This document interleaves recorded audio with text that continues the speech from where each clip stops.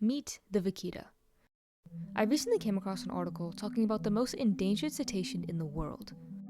A cetacean being a marine mammal of the order Cetacean, a whale, dolphin, or porpoise.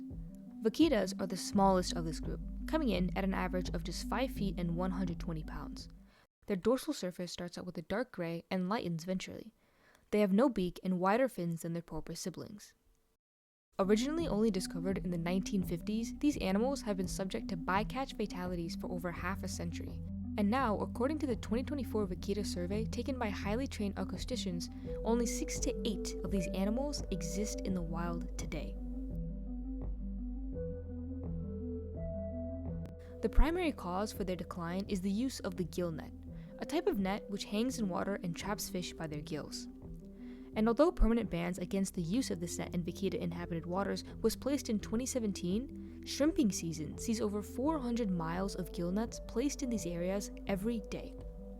However, the illegal trade of Tatoba products might be the biggest natural predator of the vaquitas today. Since the 1970s, entanglement in gill nets originally set out for the very sought-after Tatoba is what brought down the population numbers in the first place. Tatoba are of similar size to vaquitas, endemic to the same area in the Gulf of California and Mexico, and unfortunately are incredibly valuable for their swim bladder and presumed medicinal benefits. As of natural consequence, both the Tatoba and considerably more the vaquita are critically endangered species in desperate need of protection.